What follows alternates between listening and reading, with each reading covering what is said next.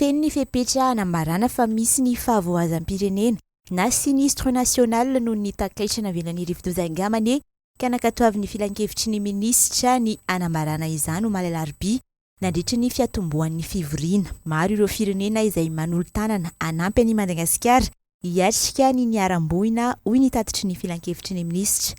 Mandidina ny 9 alina ny isan'ny traboina, tanimbary 100 hektara no tototry ny rano, lalana maro no simba. Tahaka izany koa ny tetezana ny sekoly sy ny trano-panjakana isan-karazany raha ny tatitra farany navoaka ny biraon'ny misahana ny loza sy ny tandem-doza.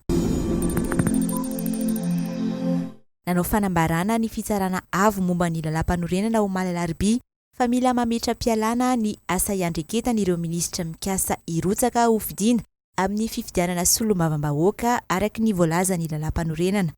Io fametra-pialana io dia tsy maintsy ataon'ny minisitra rehefa voambara fa azo raisina ny antota taratasy filatsahako fidiany ho iatrany ny Fitsarana Avo momban'ny lalàmpanorenana.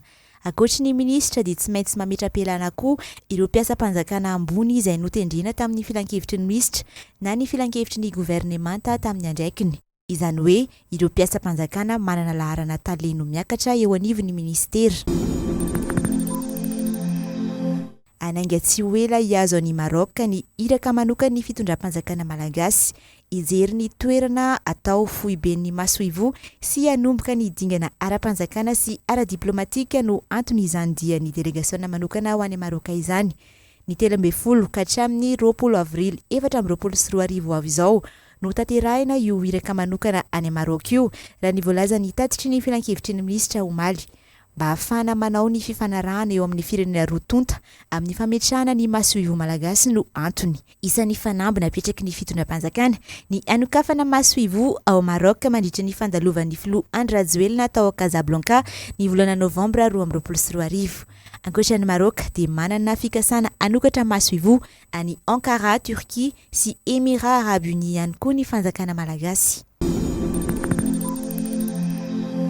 Iroso amin'ireo asa vonjimaika amerenana amin'ny ny fifamoivozana eo anelanelan'ny Aprily sy Antsiranana ary voemara sy sambava ny tompon'andraikitra raha ny voalazan'ny tatitry ny FILAN-KEVITRY ny minisitra ho malalarby eo amin'ny tetezana mahavavy eo amin'ny lalam-pirenena fahenina ohatra dia fanotofana amin'ny alalan'ny fampiasana vato sy fiarovana amin'ny alalan'ny vato aoloha sy aorinan'ny tetezana aloha no atao mba hiarovana amin'ny rano mandeha ary asiana ihany koa fiarovana amin'ny alalan'ny fambolena bozaka na engazonnement.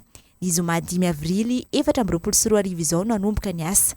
Fanotofana tany mandidina ny tetezana ihany koa no atao eo amin'ny lalam-pirenena fahavoazam mampitohy ny Aprily sy voemara.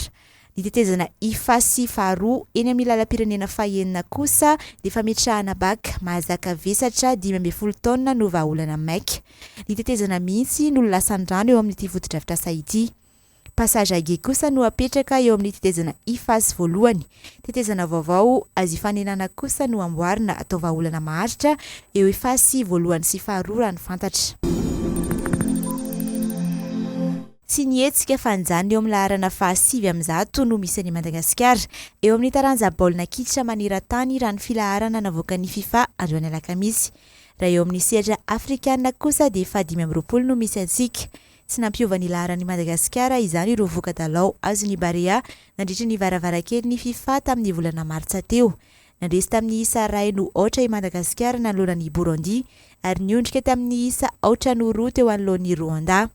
Ho an'ny Comores kosa dia niakatra eo amin'ny laharana fa-17 ry zareo amin'izao fotoana izao. Raha toka fa 1 izany teo aloha.